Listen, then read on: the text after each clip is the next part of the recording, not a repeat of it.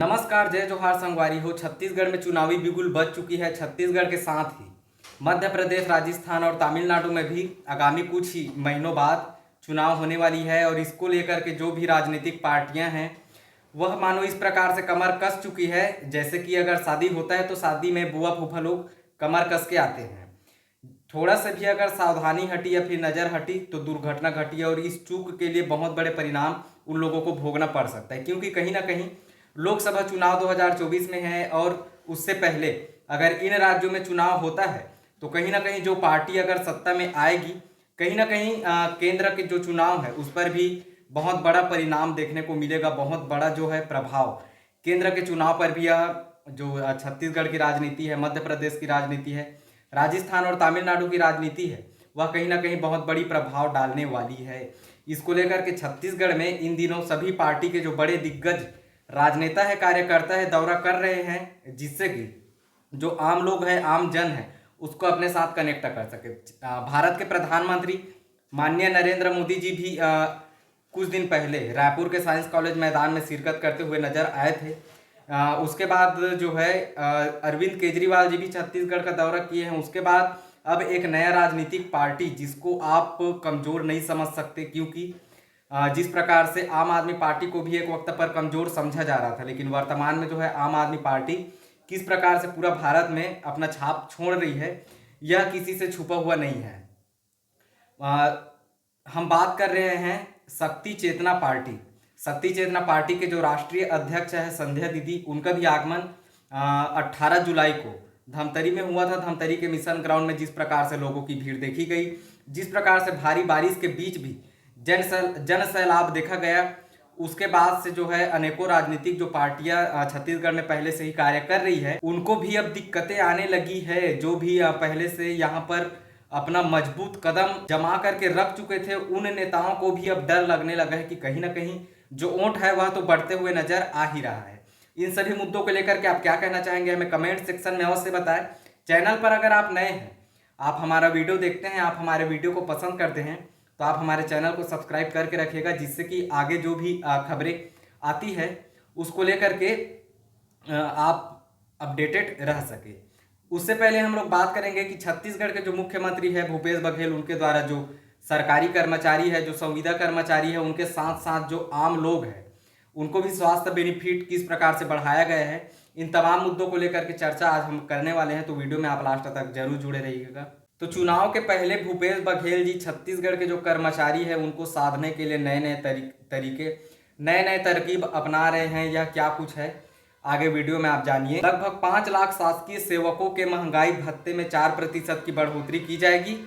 37,000 संविदा कर्मियों के वेतन में लगभग 27% वृद्धि की जाएगी। वहीं अगर हम लोग आगे बात करें तो 4,000 मासिक वृद्धि दैनिक वेतन भोगी के वेतन में भी बढ़ोतरी की जाएगी 4,000 की। और 1650 जो अतिथि शिक्षक है उनके वेतनों में भी लगभग 2,000 रुपये की मासिक बढ़ोतरी की जाएगी। वही 6,000 जो पटवारी थे उनको भी 500 रुपये मासिक संसाधन भत्ता दिया जाएगा। 8,000 रुपये की किट सभी पुलिस आरक्षकों को दिया जाएगा। और सिर्फ यही नहीं, यह तो जो सरकारी कर्मचारी है उनके लिए खास है, उनके लिए एक तोहफा है, लेकिन जो आम लोग हैं उनको भी कौन कौन से बेनिफिट आगे मिलने वाला है वह भी हम लोग जान ही लेते हैं। तो जो स्वास्थ्य सेवा है उनमें जैसे पहले 20 लाख रुपये दिया जाता था, उसको बढ़ा करके अब 25 लाख रुपया कर दिया गया है।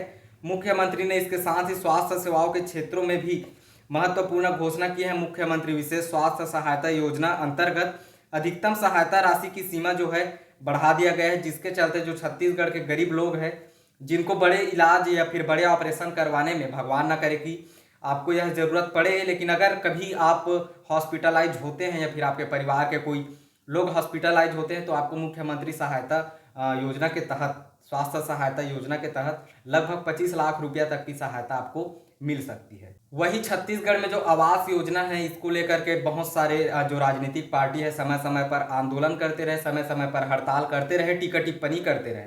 इस पर भी छत्तीसगढ़ के मुख्यमंत्री ने एक बड़ा बयान दिया है कि सामाजिक आर्थिक सर्वेक्षण 2011 के सर्वे सूची के आधार पर प्रधानमंत्री ग्रामीण आवास की पात्रता निर्धारित होने से जरूरतमंद परिवारों को आवास स्वीकृत करने में कठिनाई हो रही थी। इसे दूर करने राज्य के संसाधनों से ग्रामीण आवास न्याय योजना आरंभ की जाएगी। इसके लिए बजट में 100 करोड़ रुपये का भी प्रावधान कर दिया गया है। तो इन सभी मुद्दों को लेकर के आप क्या कहना चाहेंगे, हमें कमेंट करके अवश्य बताएं। और वही इन सभी चीज़ों को, इन सभी सौगातों को छत्तीसगढ़ के जो पूर्व मुख्यमंत्री डॉक्टर रमन सिंह जी थे, भारतीय जनता पार्टी के जो राष्ट्रीय उपाध्यक्ष है, उनका कहना है कि यह सब जो कर्मचारी है उनको महज झुनझुना पकड़ाने का ही कार्य है। और इसके साथ ही रमन सिंह जी ने आगे कहा कि भूपेश सरकार ने पिछले 4.25 साल केवल घोटाले और प्रदेशवासियों का शोषण करने में बिता दिए और अब चुनाव पास देखकर भी अपने वादों को पूरा करने के बजाय जनता को झुनझुना पकड़ाने का प्रयास कर रहे हैं। तो यह तो सब एक राजनीतिक जो लड़ाई है यह चलती ही रहती है। और जिस प्रकार से बीजेपी के लोग बोलते हैं कि जो विपक्षी दल के नेता है वह जितना भी रेवड़ी बांटने का काम कर ले, जो केंद्र में नरेंद्र मोदी जी है उनके जो शासन सत्ता से लोग खुश हैं, तो आप खुश है कि नहीं है, हमें कमेंट करके आप अवश्य बताएं। और आम जनता के टैक्स के पैसा से अगर आम लोगों को सुविधा दी जाए तो मेरी नज़रों में यह किसी भी प्रकार से रेवड़ी बांटने का काम नहीं है। क्योंकि अगर आप एक बार एमएलए बनते हैं, एक बार अगर विधायक बनते हैं, आप किसी भी जो राजनीतिक पद का अगर हिस्सा बनते हैं, सत्ताधारी पद का अगर हिस्सा बनते हैं, तो आपको आजीवन जिस प्रकार से पेंशन आम जनता के टैक्स के पैसों से दिया जाता है, आपको भत्ता दिया जाता है। लेकिन अगर आम जनता को फ्री में अगर सब्सिडी मिलती है, अगर फ्री में स्वास्थ्य सेवाएं मिलती है, आवास मिलती है, तो यह किसी भी प्रकार से रेवड़ी या फिर रबड़ी बांटने का काम नहीं है। आप सबका हमारे साथ जुड़े रहने के लिए और इस वीडियो को ज़्यादा से ज़्यादा लोगों तक आप शेयर भी करेंगे, उसके लिए आपका हृदय की गहराइयों से बहुत बहुत आभार, बहुत बहुत धन्यवाद। जय जोहार, जय छत्तीसगढ़, जय हिंद।